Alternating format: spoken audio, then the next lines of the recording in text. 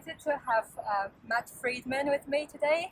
Matt is the CEO of the Mekong Club, an organization that is dedicated to fighting human trafficking and slavery in Southeast Asia. Mm-hmm. Thank you for joining me, Matt. Thank you for the opportunity.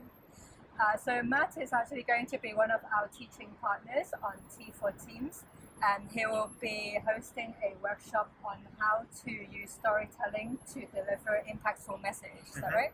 Yes. Can you tell us a little bit more about why you find storytelling important?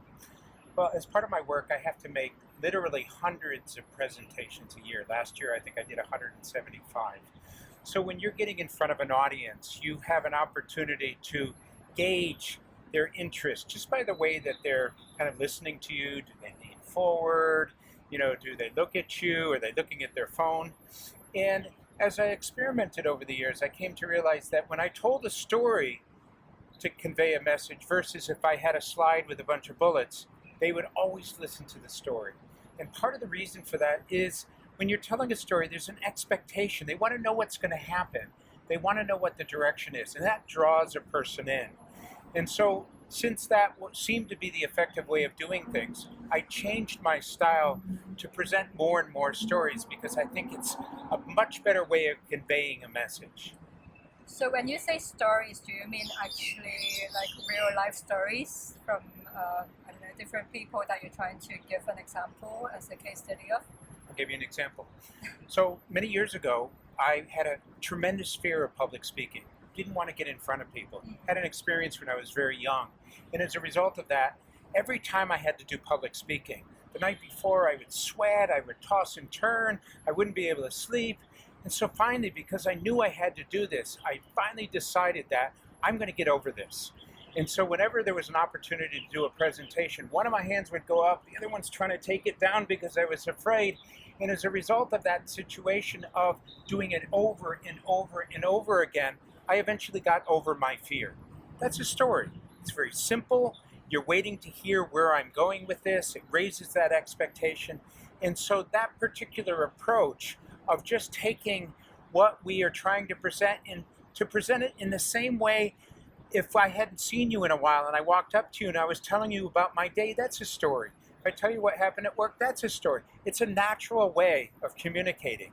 And because there's certain steps and a chronology and certain things happening, we remember things as a unit. And that's the reason why stories are better than kind of bullets on a slide. What do you think makes a good story? I think a good story is something that raises expectations, has enough interesting content to draw a person in, and then finishes with some type of a message. So a good story basically walks a person down a path and then gives them something at the end so that they kind of from the experience say, oh yeah, I see what you mean. You want that, oh I see what you mean element to be a part of what it is that's happening. And I think since COVID, actually, a lot more people are becoming more concerned in organizations being able to stand for something that they believe in, both in the organizations they work with and also who they buy from. Yeah. So it's becoming more important than ever that businesses or organizations are able to not just express their message, but actually convey why it's important, motivate people to take action. And through stories, it's a really effective way to get people to understand in a relevant way, like why you stand for what you do. Exactly. What a story also allows you to do is add emotion. Allow a person who's listening to the story to have an emotional reaction to the story. That emotional reaction, along with listening, creates retention. And what you really want to do is to have that retention.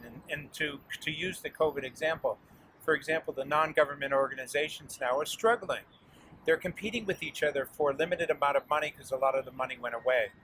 To really be able to convey your message and to make you different from those other organizations, stories allow you to help people to understand the meaning of your work, why it's helpful to people, how it helps people, the emotional aspect of it.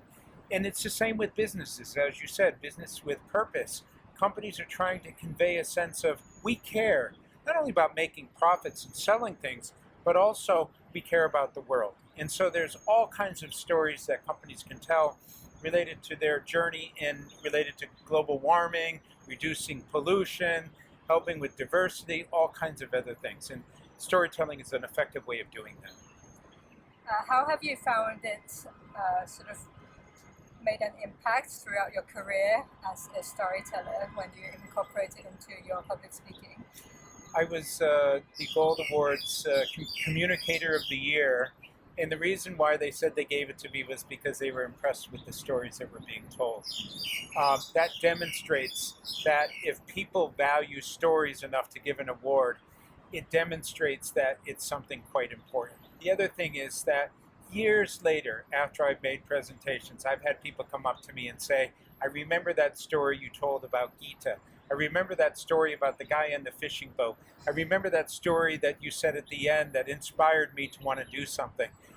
To get that type of kind of recognition after a long time demonstrates that my message was clear to them and they walked away with an understanding of what I was trying to say. And so having gone to so many presentations, and as we all know, many of the presentations, 20 or 30 slides, they have all of these bullets, we're conveying information.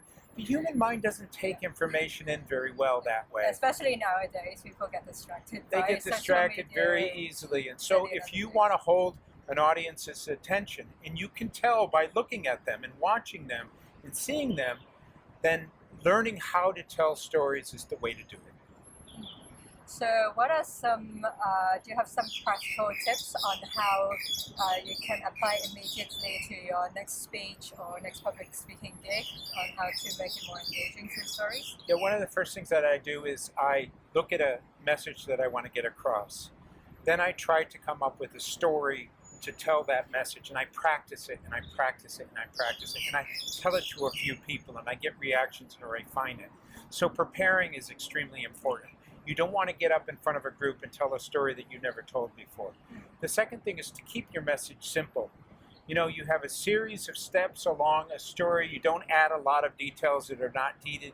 You make it detailed enough so that they follow along with what's happening, but not so detailed that they get caught up in the details.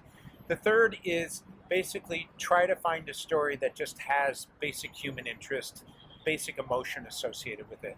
When you can add all those pieces together, you're going to be successful in public speaking. For sure. Great, thank you so much, and I'm pleased to have you joining the T4Teams platform.